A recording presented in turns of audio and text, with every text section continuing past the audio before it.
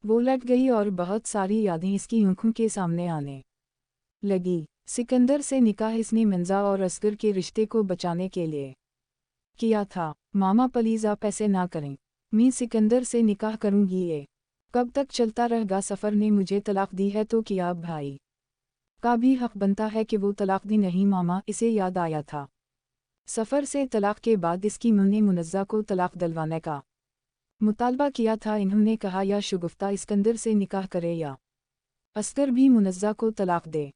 पर शगुफ्ता की मां ने असगर को फोर्स करना शुरू कर दिया। आए रोज़ लड़ाई होती। इसे याद था जब असगर ने मुनज़्ज़ा को तलाक दी थी, कितना तड़पा था इसका भाई। असगर मुझे तलाक चाहे, मैं इस घर में और नहीं रुक सकती, तुम्हारी मुंह को बर्दाश्त नहीं कर सकती। So please. मुनज़्ज़ा का वो जुमला शगुफ्ता के कानों में गूंजतन था। मुनज़्ज़ा मैं अपने बच्चे के बगैर नहीं रह सकता, प्लीज़ ऐसा मत करो। असगर ने इसके दोनों हाथ पकड़कर अपने हाथ जोड़े थे। मुनज़्ज़ा अपना बैग और बच्चा उठाकर कमरे से बाहर निकल गई। असगर इस के पीछे भागा था। ठीक है, फिर अब अदालत में मुलाकात होगी, क्योंकि मैं तुम्हारी मुंह के ताने सुन सुनकर थक चुकी हूँ। मेरे भाई ने जो गुनाह किया इसकी सज़ा मुझे मत दो, मैं इस जहन्नम में और नहीं रह सकती, समझे तुम? मुनज़्ज़ा ज़ोर से चलाई थी। सब बाहर जुमा हो गए थे। शगुफ्ता भी आई हुई थी। भाभी आप कैसी बातें कर रही हैं? शगुफ्ता ने इसे पकड़ना चाहा था पर इसने शगुफ्ता को धक्का दे दिया। पीछे खड़े सिकंदर ने इसको गिरने से बचा लिया था। ठीक है मुनज़्ज़ा, मैं तुम्हें तलाक दे दूंगा, पर मेरा बच्चा? असगर ने बच्चे को देखकर कहा, मैं बच्चा कभी नहीं दूंगी, मेरे भाई ने भी तो तुम्हारी बहन से नहीं लिया, फिर मैं क्यों दूं? मुनज़्ज़ा का दिमाग ख़राब हो चुका था। असगर इसके साथ था, हमेशा इसकी साइड लेता था, पर वो इसके साथ रुकना नहीं चाहती थी। ओके, मैं पेपर्स तैयार करवाता हूँ, असगर ने खोए खोए अंदाज में कहा था। भाभी ये आप क्या कर रहे हैं? आपके लिए मैंने सफ़र के अलावा इस शख्स को अपनाया सिर्फ आपके लिए, ताकि आपका और भाई का रिश्ता न टूटे। पर आप? शगुफ्ता ने मुनज़्ज़ा को कांधों से पकड़ लिया था, पर वो इसे धकेलकर अपना बच्चा और बैग उठाकर बाहर चली गई थी। शगुफ्ता जो सबके लिए अपनी खुशियों को कुर्बान कर रही थी, वो सर पकड़ कर बैठ गई। मुनज़्ज़ा ने भी अपने भाई की तरह किसी के बारे में नहीं सोचा था। असगर भी सोफे पर गिर गया था। वो किस कदर मुनज़्ज़ा से मोहब्बत करता था, ये जानते हुए भी मुनज़्ज़ा इसे छोड़ गई थी। शगुफ्ता उठो, सूप पी लो। सिकंदर की आवाज़ इसे माजी की दलदल से निकाल कर हाल में ले आई थी। वो आठ के सूप पीने लगी थी। एक नज़र इसने इस शख्स पे डाली जो बच्चे के साथ खेल रहा था।